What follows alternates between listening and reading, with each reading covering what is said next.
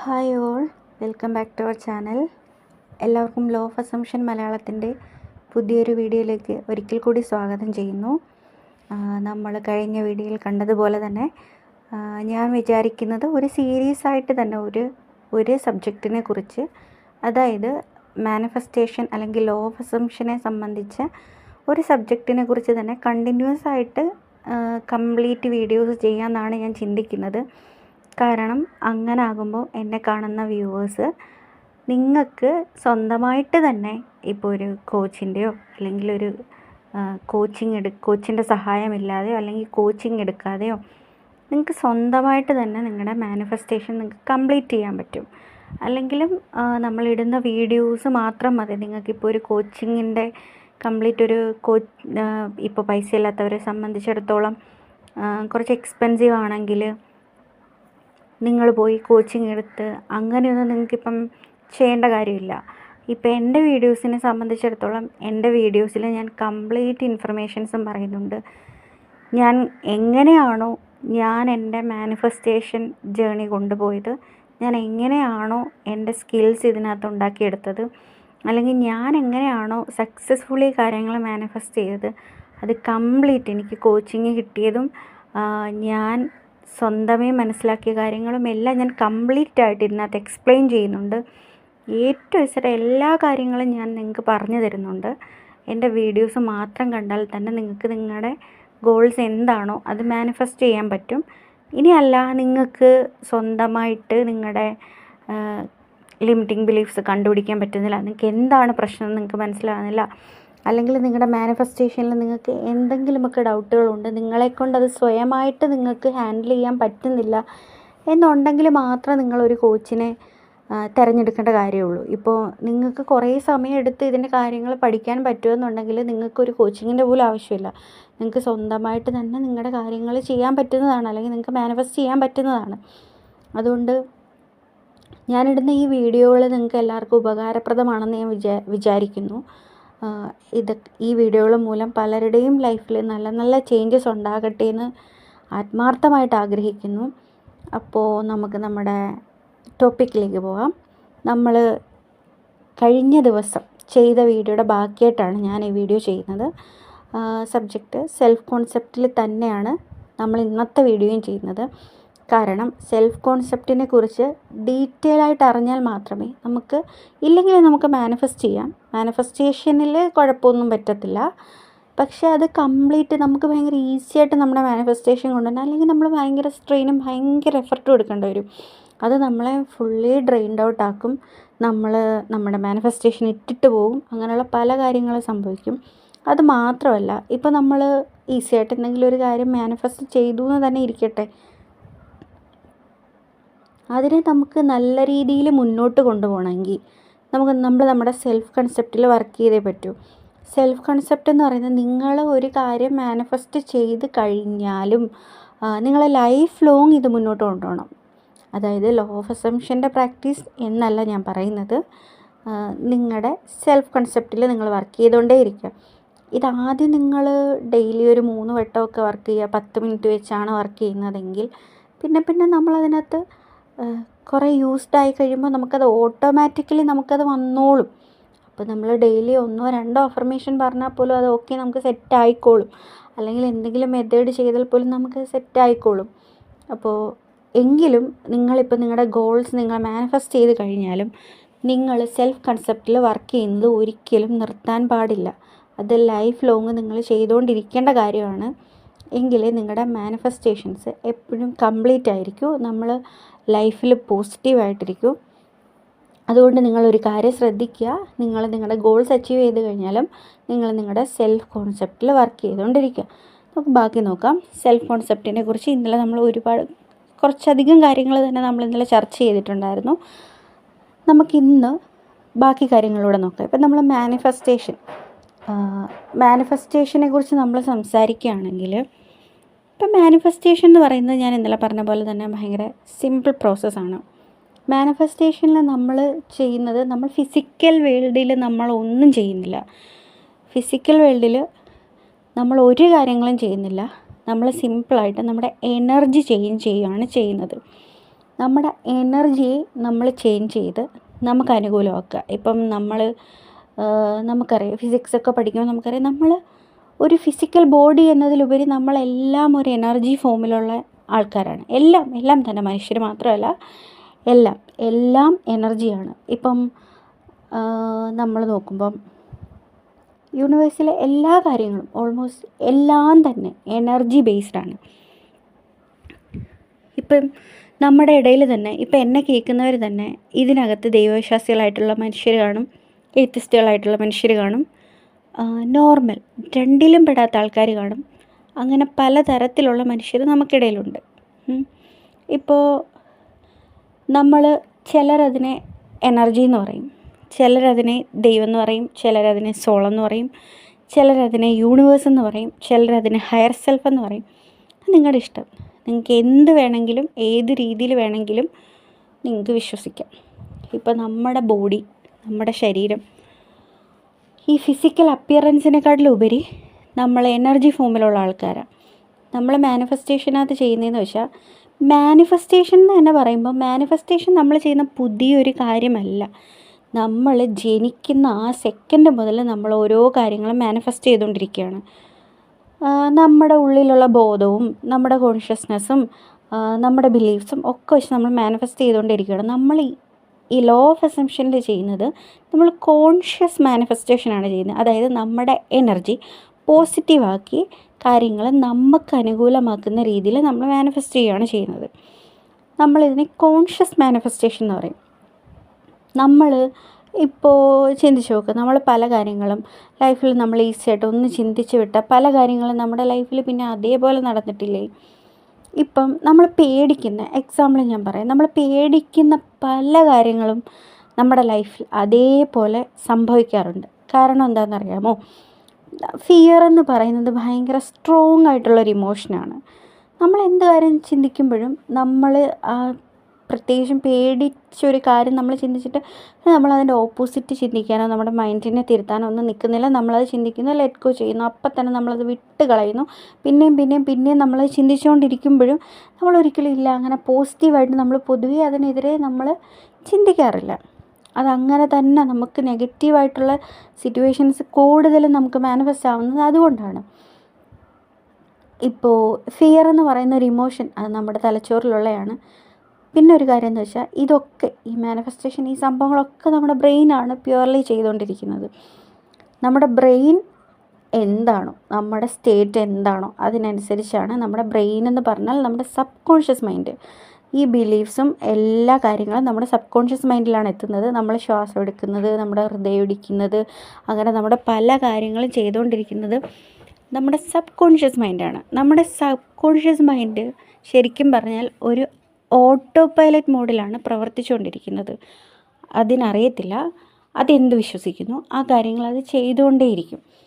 അപ്പോൾ നമ്മളിപ്പോൾ നോക്കിക്കഴിഞ്ഞാൽ, നമ്മൾ ഈ ഭൂമിയിലുണ്ടായി പരിണാമം സംഭവിച്ച് ഇത്രയും കാലം നമ്മൾ ഈ ഭൂമിയിൽ സർവൈവ് ചെയ്യാൻ നമുക്ക് ഫിയർ അല്ലെങ്കിൽ ഭയം എന്ന് പറയുന്ന ഒരു ഇമോഷൻ വളരെ അത്യാവശ്യമായിരുന്നു. നമ്മുടെ ആൻസസ്റ്റേഴ്സിന് ഇവിടെ നിലനിൽക്കാൻ ഭയം എന്നുള്ളൊരു ഇമോഷൻ അവരുടെ ഉള്ളിലുണ്ടായതുകൊണ്ടാണ് അവർ സർവൈവ് ചെയ്തു വന്നത്. അതായത് പണ്ട് കാലത്ത് രാത്രികാലങ്ങളിൽ അല്ലെങ്കിൽ അവർ ഇര തേടാനൊക്കെ പോകുമ്പം അവരെ പലതിൽ നിന്നും, പല ആക്രമണങ്ങളിൽ നിന്നും, പല മൃഗങ്ങളിൽ നിന്നും ഒക്കെ സംരക്ഷിക്കാനും ഈ ഫിയർ എന്ന് പറയുന്ന ഇമോഷൻ ഭയങ്കരമായിട്ട് സഹായിച്ചു. പക്ഷെ കാലം ഇത്രയും മുന്നോട്ട് വന്നതും അല്ലെങ്കിൽ നമ്മൾ ഇത്രയും ഡെവലപ്ഡ് ആയതും നമ്മുടെ ബ്രെയിൻ ഇപ്പോഴും ആ അവസ്ഥയിൽ തന്നെ നിൽക്കുകയാണ്. നമ്മുടെ ബ്രെയിന് മുന്നോട്ടുള്ള ഡെവലപ്മെൻറ്റ്സ് വളരെയധികം ഒന്നും സംഭവിച്ചിട്ടില്ല. അപ്പം നമ്മുടെ ബ്രെയിൻ ഇപ്പോഴും അറിയത്തില്ല. നമ്മുടെ ബ്രെയിൻ എപ്പോഴും നമ്മളെ ഹെൽപ്പ് ചെയ്തുകൊണ്ടിരിക്കുന്നത് നമുക്ക് ഫിയറായിട്ടുള്ളൊരു പേടിയുള്ളൊരു ഇമോഷൻസ് നമുക്ക് തരുന്നത് നമ്മളെ സംരക്ഷിക്കാൻ വേണ്ടിയിട്ടാണ്. ഇപ്പം നമുക്ക് പാസ്റ്റിൽ ഒരു നെഗറ്റീവായിട്ടുള്ളൊരു അനുഭവം ഉണ്ടായി. ഇപ്പോൾ എന്താ പറയുന്നത്, ഇപ്പോൾ ഒരാളുടെ കാമുകൻ അല്ലെങ്കിൽ കാമുകി അല്ലെങ്കിൽ ഹസ്ബൻഡ് അല്ലെങ്കിൽ വൈഫ് അവരെ ഇട്ടിട്ടു.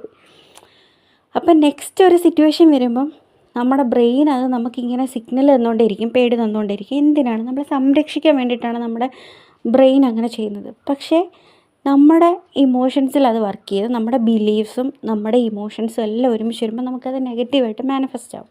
അല്ലെങ്കിൽ നമ്മളൊരു ജോലിയിൽ നിന്ന് നമ്മളെ റിജക്റ്റ് ചെയ്തു. അപ്പോൾ നമ്മുടെ ബ്രെയിൻ വീണ്ടും നമുക്ക് സിഗ്നൽ തരും. കാരണം നമ്മൾ വിഷമിക്കാതിരിക്കാൻ, നമ്മൾ ആ ഒരു സിറ്റുവേഷനിൽ പോകാതിരിക്കാൻ വേണ്ടിയിട്ടാണ് നമ്മുടെ ബ്രെയിൻ അങ്ങനെ ചെയ്യുന്നത്. അപ്പോൾ നമ്മൾ എന്ത് ചെയ്യുന്നു? കോൺഷ്യസ് മാനിഫെസ്റ്റേഷനിൽ നമ്മൾ ഒരു തരത്തിൽ പറഞ്ഞാൽ നമ്മൾ നമ്മുടെ ബ്രെയിനെ ഹാക്ക് ചെയ്ത് നമ്മൾ നമ്മുടെ ബ്രെയിന് പറഞ്ഞു കൊടുക്കുകയാണ്, ഇതിങ്ങനെയാണ്, ഇതിങ്ങനെ സംഭവിച്ചാൽ കുഴപ്പമൊന്നുമില്ല, നമ്മുടെ ലൈഫ് നന്നായിട്ട് പോകും എന്ന് നമ്മൾ നമ്മുടെ ബ്രെയിന് പറഞ്ഞു കൊടുക്കുകയാണ്, സിമ്പിളായിട്ട് പറഞ്ഞാൽ. ഇനി നമുക്ക് നോക്കാം, നമ്മൾ ഇന്നലെ പറഞ്ഞതുപോലെ തന്നെ നമ്മുടെ ബിലീഫ്സ്, നമ്മുടെ മാനിഫെസ്റ്റേഷനിൽ ഏറ്റവും ഇമ്പോർട്ടൻ്റ് റോളുള്ളത് നമ്മുടെ ബിലീഫ്സിനാണ്. ഇപ്പോൾ ഒന്ന് ആലോചിച്ച് നോക്ക്. അതിനകത്ത് മെയിൻ ഒരു കാര്യം, നമ്മൾ ഒരുപാട് ആൾക്കാർ, നമ്മൾ പലയിടത്തുനിന്ന് നമ്മൾ റിജക്ഷൻ നേരിടുന്ന ആൾക്കാരാണ്. നമ്മുടെ ഒക്കെ ലൈഫിൽ നമ്മൾ ആദ്യത്തെ റിജക്ഷൻ നേരിട്ടിട്ടുള്ളത് നമ്മുടെ ഫാമിലിയിൽ നിന്നായിരിക്കും, അല്ലെങ്കിൽ നമ്മുടെ പേരൻസിൻ്റെ കയ്യിൽ നിന്നായിരിക്കും. കുഞ്ഞുനാൾ മുതലേ നമ്മുടെ മൈൻഡിൽ പറഞ്ഞു പഠിപ്പിച്ചിട്ടുള്ളൊരു കാര്യമുണ്ട്. നമ്മുടെ പേരൻസ് ആണെങ്കിലും, നീ ഇത് ചെയ്ത് തന്നാൽ നിനക്കിത് വാങ്ങിത്തരാം, അല്ലെങ്കിൽ നീ ഇത് ചെയ്ത് തന്നാൽ നിന്നെ ഞങ്ങൾ സ്നേഹിക്കും. അത് നമ്മളെന്തെങ്കിലുമൊക്കെ കാര്യങ്ങൾ ചെയ്യാൻ വേണ്ടിയിട്ട് നമ്മളുടെ പേരൻസ് നമ്മളോടത് പറയുന്നതാണെങ്കിലും അതൊക്കെ ചെറുതിലേ തന്നെ ഒരു ബിലീഫായിട്ട് നമ്മുടെ ഉള്ളിൽ കയറും. അപ്പോൾ നമ്മൾ എന്താണ് ചിന്തിക്കുന്നത്? സ്നേഹത്തിന് നമ്മൾ എന്തെങ്കിലും ചെയ്ത് കൊടുത്താൽ മാത്രമാണ് നമ്മളെ സ്നേഹിക്കുന്നത്, അല്ലെങ്കിൽ നമ്മളെ ആക്സെപ്റ്റ് ചെയ്യുന്നത്. സ്നേഹം അങ്ങനെയാണ്. പക്ഷേ സ്നേഹം അങ്ങനെ അല്ല. നമ്മുടെ മാതാപിതാക്കളാണെങ്കിലും നമ്മളെ അനുസരിപ്പിക്കാൻ വേണ്ടി പറയുന്നതാണ്. പക്ഷേ അത് നമ്മുടെ ഉള്ളിലൊരു ബിലീഫായി കയറിക്കഴിഞ്ഞു. പിന്നെ നമ്മൾ സ്നേഹത്തിൻ്റെ ഏത് സിറ്റുവേഷനിൽ ചെന്നാൽ, നമ്മുടെ ഗേൾ ഫ്രണ്ട് ആവട്ടെ, ബോയ് ഫ്രണ്ട് ആവട്ടെ, നമ്മുടെ ഹസ്ബൻഡ് ആവട്ടെ, വൈഫാവട്ടെ, റിലേറ്റീവ്സ് ആവട്ടെ, കൊളീഗ്സ് ആവട്ടെ, ആരാകട്ടെ, അവരൊക്കെ മുമ്പിൽ ചെല്ലുമ്പോഴും നമ്മുടെ ബ്രെയിൻ പറഞ്ഞുകൊണ്ടിരിക്കും, എന്തെങ്കിലും ചെയ്തു കൊടുത്താൽ മാത്രമേ സ്നേഹം കിട്ടൂ. അപ്പം നമ്മളൊക്കെ ഒരു എനർജി ഫീൽഡിലാണ് നിൽക്കുന്നത്. ഞാൻ ഇനി വരുന്ന ദിവസങ്ങളിൽ അതിനെക്കുറിച്ച് ഭയങ്കര ഡീറ്റെയിൽ ആയിട്ട് ഞാൻ പറഞ്ഞു തരാം. അപ്പോൾ നമ്മുടെ ആ എനർജി ഫീൽഡിൽ, അതായത് നമ്മുടെ വിശ്വാസത്തിൽ നമ്മൾ എന്താണ് വിശ്വസിക്കുന്നത്, നമ്മൾ ഇന്നത് ചെയ്താലും നമുക്ക് സ്നേഹം കിട്ടും. അപ്പോൾ നമ്മുടെ എനർജി ഫീൽഡിൽ നിൽക്കുന്ന ആരാണെങ്കിലും, ഹസ്ബൻഡോ വൈഫോ ഗേൾ ഫ്രണ്ടോ ബോയ് ഫ്രണ്ടോ കൊളീഗ്സോ റിലേറ്റീവ്സോ പേരൻസോ ആരാണെങ്കിലും ഓട്ടോമാറ്റിക്കലി അവർ നമ്മളോട് അങ്ങനെ തന്നെ പെരുമാറാൻ തുടങ്ങും. അതായത് നമ്മൾ കുറച്ചുകൂടി സിമ്പിളായിട്ട് പറഞ്ഞാൽ, ലോ ഓഫ് അസംഷൻ അല്ലെങ്കിൽ മാനിഫെസ്റ്റേഷൻ വെച്ച് പറയുമ്പോൾ നമ്മളാണ് നമ്മുടെ റിയാലിറ്റി ക്രിയേറ്റ് ചെയ്യുന്നത്. നമ്മുടെ ബ്രെയിനാണ് നമ്മുടെ റിയാലിറ്റി ക്രിയേറ്റ് ചെയ്യുന്നത്. നമ്മളാണ് നമ്മളുടെ ലൈഫിൻ്റെ അല്ലെങ്കിൽ നമ്മുടെ റിയാലിറ്റിയുടെ ക്രിയേറ്റർ. നമ്മൾ എന്ത് ചിന്തിക്കുന്നു അതാണ് നമ്മുടെ ബ്രെയിൻ നമുക്ക് ക്രിയേറ്റ് ചെയ്ത് തരുന്നത്. അപ്പോൾ ഞാൻ ചിന്തിക്കുകയാണെങ്കിൽ ഞാൻ വർത്തിയല്ല, ഞാൻ സ്നേഹത്തിന് വർത്തിയല്ല, ഞാൻ എന്തെങ്കിലും ചെയ്തു കൊടുത്താൽ മാത്രമേ എന്നെ ആളുകൾ സ്നേഹിക്കൂ എന്നുള്ളതാണ് എൻ്റെ വിശ്വാസമെങ്കിൽ, എൻ്റെ ചുറ്റുപാട് നിൽക്കുന്നവർക്കൊക്കെ ഞാൻ എന്തെങ്കിലും ചെയ്ത് കൊടുത്താൽ മാത്രമേ അവരെന്നെ സ്നേഹിക്കൂ. അപ്പോൾ നമ്മൾ എന്താണ് ചെയ്യേണ്ടത്? നമ്മൾ ആദ്യം ബിലീഫ് മാറ്റിയെടുക്കണം. അത് വളരെ സിമ്പിളായിട്ടുള്ള കാര്യമാണ്. നമ്മളൊരു കാര്യം മാത്രം ചെയ്താൽ മതി. നമ്മുടെ ഈ നെഗറ്റീവ് ബിലീഫ്സ് നമ്മൾ എഴുതി വെക്കുക. എന്നിട്ട് നമ്മുടെ ബ്രെയിനെ നമ്മൾ പറഞ്ഞ് കൺവിൻസ് ചെയ്യുക, ഇതിങ്ങനെ അല്ല. ശരിക്കും നമ്മളെല്ലാവരും ഭൂമിയിൽ വന്നത് ഒരേ രീതിയിലാണ്. പിന്നെ ഇവിടെ കാസ്റ്റ് ആണെങ്കിലും മറ്റുള്ള കാര്യങ്ങളാണെങ്കിലും പണമൊക്കെ ജസ്റ്റ് ഒരു മീഡിയം മാത്രമാണ്. പലർക്കും ഈ പൈസ മാനിഫെസ്റ്റ് ചെയ്യാൻ ഭയങ്കര ബുദ്ധിമുട്ടായിട്ട് വരുന്നതെന്ന് വെച്ചാൽ, അവർ പണത്തെ, ഇപ്പോൾ പണം എന്നല്ല, എന്ത് സംഭവമാണെങ്കിലും നമ്മൾ എന്ത് മാനിഫെസ്റ്റ് ചെയ്താലും നമ്മൾ ഒരിക്കലും അതിനൊരു പെഡസ്റ്റലിന് മണ്ടക്കിയിട്ട് വെക്കരുത്. അതായത് നമ്മളെക്കാൾ മേളിലല്ല അതൊന്നും. അങ്ങനെയുള്ള ഒരു കാര്യം നമുക്ക് മാനിഫെസ്റ്റ് ചെയ്യാൻ പറ്റത്തില്ല. ഇപ്പോൾ പൈസയുടെ കാര്യത്തിലൊക്കെ പറഞ്ഞാൽ, പൈസയൊക്കെ നമുക്കിവിടെ സാധനങ്ങൾ വിൽക്കാനും വാങ്ങാനും വേണ്ടി മാത്രമുള്ളൊരു മീഡിയമായിട്ട് മനുഷ്യരിവിടെ കൊണ്ടുവന്ന സാധനങ്ങൾ മാത്രമാണ്. നിങ്ങളൊന്ന് ചിന്തിച്ച് നോക്ക്. ഇപ്പോൾ ദൈവവിശ്വാസികളായ ആൾക്കാരാണെങ്കിലും അവർക്ക് ഇത് കുറച്ചുകൂടെ കണക്ട് ചെയ്യാൻ പറ്റും. ഇപ്പോൾ ഒന്ന് ആലോചിച്ച് നോക്കുക, നിങ്ങളെല്ലാവരെയും ദൈവത്തിൻ്റെ സൃഷ്ടിപ്പിൽ നിന്ന്, ദൈവത്തെ പോലെയാണ് നമ്മളെ എല്ലാവരെയും സൃഷ്ടിച്ച് വെച്ചത്. ദൈവത്തിന് ആരോടെങ്കിലും എന്തെങ്കിലും കൂടുതലോ കുറവോ എന്തെങ്കിലും കാണിച്ചിട്ടുണ്ടോ? ഒന്നും കാണിച്ചിട്ടില്ല. ദൈവത്തിനിപ്പം നാളെ നമ്മളെ ആരെ എടുത്താലും നമ്മളെല്ലാവരും ദൈവത്തിന് ഒരുപോലെയാണ് ഇഷ്ടം. ഇപ്പം ഞാനൊരു എക്സാമ്പിൾ പറയാം. ഇപ്പോൾ എക്സാമ്പിൾ ക്രിസ്ത്യാനിറ്റിയിൽ പറഞ്ഞിട്ടുണ്ട്, എല്ലാ മനുഷ്യരും ഒരേപോലെ തന്നെ ആണ്. ദൈവത്തിൻ്റെ കണ്ണിൽ എല്ലാ മനുഷ്യരും ഒരേപോലെ തന്നെയാണ്. ദൈവം എല്ലാവരെയും ഒരുപോലെ തന്നെയാണ് സ്നേഹിക്കുന്നത്. അപ്പോൾ എല്ലാ മതങ്ങളിലും ഓൾമോസ്റ്റ് എല്ലാ മതങ്ങളിലും ഇങ്ങനെയൊക്കെ തന്നെയാണ് പറഞ്ഞിരിക്കുന്നത്. നമുക്ക് മുന്നോട്ടുള്ള കാര്യങ്ങൾ നോക്കുമ്പോൾ നമുക്കിതൊക്കെ ഭയങ്കര ഡീറ്റെയിൽ ആയിട്ട് നോക്കാം. ഇതൊക്കെ ബാക്കി നമ്മളിതൊക്കെ ചിന്തിച്ചുണ്ടാക്കുന്നത് പണ്ട് കാലങ്ങളിൽ ഗോത്രങ്ങളായിട്ട് മനുഷ്യർ ജീവിച്ചിരുന്നപ്പോൾ, അല്ലെങ്കിൽ പണ്ട് കാലങ്ങളിൽ ഇങ്ങനെ കുറേ ബിലീഫ്സ് ഉണ്ടാക്കി വെച്ചിട്ടുണ്ട്. ഒരു എക്സാമ്പിൾ നോക്കാം. പൊതുവെ നമ്മൾ നോക്കിക്കഴിഞ്ഞാൽ സ്ത്രീകളുടെ ബോഡി പുരുഷന്മാരുടെ ബോഡിയെ വെച്ച് നോക്കിക്കഴിഞ്ഞാൽ കുറച്ചുകൂടെ കോംപ്ലിക്കേറ്റഡ് എന്ന് പറയാൻ പറ്റത്തില്ല, കുറച്ചുകൂടെ സ്ട്രെങ്ത് കുറവാണ്. എന്നാൽ വേറൊരു രീതി നോക്കിയാൽ സ്ട്രെങ്ത് ഉണ്ട്. കാരണം ഇപ്പോൾ ഒരു കുഞ്ഞിന് ജന്മം കൊടുക്കുന്നത് സ്ത്രീ ആയതുകൊണ്ട് സ്ത്രീക്ക് ആർത്തവമുണ്ട്. ആർത്തവത്തിൻ്റെ സമയത്ത് പല പ്രശ്നങ്ങളുണ്ട്. അപ്പോൾ നമ്മുടെ ഒരു സൊസൈറ്റി രൂപപ്പെട്ട് വന്നപ്പോൾ തന്നെ പുരുഷന്മാർക്ക് കുറച്ച് ഫിസിക്കലായിട്ടുള്ള സ്ട്രെങ്തും കാര്യങ്ങളൊക്കെ ഉണ്ടായതുകൊണ്ട് അവർ പുറത്ത് പോയി ജോലി ചെയ്യാൻ തുടങ്ങി. സ്ത്രീകൾ അകത്ത് മാത്രം ഇരുന്ന് ജോലി ചെയ്യാൻ തുടങ്ങി, കുഞ്ഞുങ്ങളെ വളർത്താൻ തുടങ്ങി. അങ്ങനെ പല കാര്യങ്ങളും അങ്ങനെയൊക്കെയാണ് രൂപപ്പെട്ട് വന്നത് നമ്മുടെ സൊസൈറ്റിയിൽ. ഇപ്പോൾ എന്താ പറയുക, ഇപ്പം നമുക്ക് കാലം ചേഞ്ചായി വരുമ്പോൾ നമുക്ക് കാണാൻ പറ്റും. ഇപ്പം ഓൾമോസ്റ്റ് എല്ലാ സ്ത്രീകളും പുറത്തിറങ്ങുന്നില്ലേ, ജോലി ചെയ്യാറില്ലേ. ഇപ്പം പണ്ടത്തെ പോലുള്ള ടൈപ്പ് ജോലികളും അല്ലല്ലോ. ഇപ്പോൾ പുരുഷന്മാർ വീട്ടു ജോലി ചെയ്യാറുണ്ട്, സ്ത്രീകൾ മറ്റുള്ള ജോലികൾ ചെയ്യാറുണ്ട്. അങ്ങനെയൊക്കെ ഇപ്പോൾ ഒരുപാട് കാര്യങ്ങൾ ചേഞ്ചായി വരുന്നില്ലേ. അതൊക്കെ അന്നത്തെ സാഹചര്യങ്ങളിൽ അന്നത്തെ മനുഷ്യർ സൃഷ്ടിച്ചു വെച്ച കാര്യങ്ങളാണ്. നമ്മൾ ഒന്ന് ചിന്തിച്ചാൽ മതി, നമ്മളെ എല്ലാവരെയും ഒരേപോലെയാണ്, ഒരേ യോഗ്യതയിലാണ് ദൈവം സൃഷ്ടിച്ചത്. പിന്നെ നമ്മളാണ് ചിന്തിച്ച് അങ്ങനെയാണ് ഇങ്ങനെയാണ് നമ്മളെന്ത് ചിന്തിക്കുന്നു. ഇപ്പം എൻ്റെ തന്നെ ഇപ്പം ഒരേ സമയം തന്നെ നമ്മുടെ ഈ ക്രിയേഷൻ എല്ലാം കംപ്ലീറ്റ് ആയി എന്ന് പറയുമ്പം നമ്മുടെ ഒരേ സമയം തന്നെ, അത് ഞാൻ ഡീറ്റെയിൽ ആയിട്ട് പറയാം. ഇനി വരുന്ന വീഡിയോകളിൽ ഞാൻ ഡീറ്റെയിൽ ആയിട്ട് പറയാം. നമ്മുടെ ഈ എനർജി ഫീൽഡിൽ നമ്മുടെ ഓരോ വെർഷൻസ് സെയിം ടൈം എക്സിസ്റ്റ് ചെയ്യുന്നുണ്ട് ഒരേ സമയം തന്നെ. ഇപ്പം ഞാനിവിടെ ഇരിക്കുന്നു, ഈ സെയിം ഞാൻ വേറൊരു എനർജി ഫീൽഡിൽ, ഇവിടെ ഞാൻ നല്ല പണക്കാരനാണെങ്കിൽ അവിടെ ഞാൻ പാവപ്പെട്ടവനായിരിക്കാം. അടുത്ത ഫീൽഡിൽ ഞാൻ ഒരു മിഡിൽ ക്ലാസ് ആയിരിക്കാം. വേറൊന്നിൽ ഞാൻ വെറും ദരിദ്രനായിരിക്കാം. അല്ലെങ്കിൽ വേറൊന്നിൽ ഞാൻ അതിഭയങ്കര പണക്കാരനായിരിക്കാം. അല്ലെങ്കിൽ എല്ലാത്തിൻ്റെയും കാര്യത്തിൽ ചിലതിൽ ഞാൻ മെലിഞ്ഞ ഒരാളായിരിക്കാം, ചിലതിൽ വണ്ണമുള്ള ആളായിരിക്കാം, മറ്റൊന്നിൽ മീഡിയമായിട്ടുള്ള ഒരാളായിരിക്കാം, ഒന്നിൽ വെളുത്തിട്ടായിരിക്കാം, ഒന്നിൽ കറുത്തിട്ടായിരിക്കാം, ഒന്നിൽ മീഡിയം സ്കിൻ ടോൺ ആയിരിക്കാം. അങ്ങനെ നമ്മൾ ഒരേ സമയം ഒരുപാട് എനർജി ഫീൽഡിൽ നമ്മൾ എക്സിസ്റ്റ് ചെയ്യുന്നുണ്ട്. അപ്പം നമ്മൾ മാനിഫെസ്റ്റേഷനിൽ ചെയ്യുന്നതെന്ന് വെച്ചാൽ തന്നെ നമ്മൾ ക്രിയേറ്റേഴ്സാണ്. നമ്മൾ ക്രിയേറ്റ് ചെയ്യുന്നു എന്ന് പറയുമ്പോഴും ക്രിയേഷൻ ഫിനിഷ്ഡാണ്, ക്രിയേഷൻ കഴിഞ്ഞു. നമ്മൾ ക്രിയേറ്റ് ചെയ്യുന്നത് എന്ന് പറയുമ്പോഴും നമ്മുടെ ഈ ഓരോ വെർഷൻസ് ഇപ്പം തന്നെ ഓൾറെഡി എക്സിസ്റ്റഡ് ആണ്. നമ്മളത് സെലക്ട് ചെയ്യുക മാത്രമാണ് ചെയ്യുന്നത്. അപ്പോൾ നമുക്കത് ഭയങ്കര ഈസിയാണ്. നമുക്ക് ഏത് എനർജി ഫീൽഡിലുള്ള എങ്ങനെയുള്ള ആളെ വേണം നമ്മൾ ആ രീതിയിൽ ഇമാജിൻ ചെയ്യുക. നമ്മുടെ ഇമാജിനേഷനാണ് നമ്മുടെ റിയാലിറ്റി ക്രിയേറ്റ് ചെയ്യുന്നത്. നമ്മൾ ഇമാജിൻ ചെയ്യുക, അതിനുള്ള അഫേം ചെയ്യുകയോ അല്ലെങ്കിൽ വേറെ എന്തെങ്കിലും ടെക്നിക്ക് ചെയ്യുകയോ അതിൽ കൺസിസ്റ്റൻ്റ് ആയിട്ട് നിൽക്കുക. 3D, അതായത് നമ്മുടെ കറണ്ട് റിയാലിറ്റിയിൽ എന്ത് സംഭവിച്ചാലും നോക്കാതിരിക്കുക, അഫേം ചെയ്യുക. അത് നമ്മുടെ റിയാലിറ്റിയിൽ, നമ്മുടെ 3D റിയാലിറ്റി ചേഞ്ച് ആവും. നമ്മൾ എന്ത് ചെയ്യുന്നോ അത് നമ്മുടെ റിയാലിറ്റിയിൽ വരും. പക്ഷേ നമുക്കങ്ങനെ അത് ഭയങ്കര ഈസി ആയിട്ട് പലർക്കും ചെയ്യാൻ പറ്റത്തില്ല. കാരണം എന്ന് പറഞ്ഞാൽ നമ്മുടെ ഈ വിശ്വാസങ്ങൾ നമ്മളെ അതിന് അനുവദിക്കില്ല. ഇപ്പോൾ സ്നേഹം വില കൊടുത്ത് വാങ്ങേണ്ടതാണ് എന്ന് ചിന്തിക്കുന്ന ഒരു വ്യക്തി, ഞാൻ അഗാധമായി സ്നേഹിക്കപ്പെടുന്നു, അല്ലെങ്കിൽ എന്നെ എല്ലാവരും സ്നേഹിക്കുന്നു എന്നൊരു അഫർമേഷൻ പറഞ്ഞാൽ അത് ഒരിക്കലും അവരുടെ മൈൻഡ് അക്സെപ്റ്റ് ചെയ്യത്തില്ല. അപ്പോൾ നമ്മൾ എന്ത് ചെയ്യണം? നമ്മൾ ആദ്യം തന്നെ ഈ ബിലീഫ്സിനെ മനസ്സിലാക്കി നമ്മളതിന് എഗൻസ്റ്റായിട്ട് വർക്ക് ചെയ്യണം. നമ്മുടെ മൈൻഡിനെ നമ്മളത് റെപ്പറ്റീഷനിൽ കൂടി നമ്മളത് പറഞ്ഞ് മനസ്സിലാക്കി നമ്മൾ മാറ്റിയെടുക്കണം. നമ്മൾ അഫേം ചെയ്യണം. അതിന് ഓപ്പോസിറ്റായിട്ട് അഫർമേഷൻസ് കൊടുക്കണം.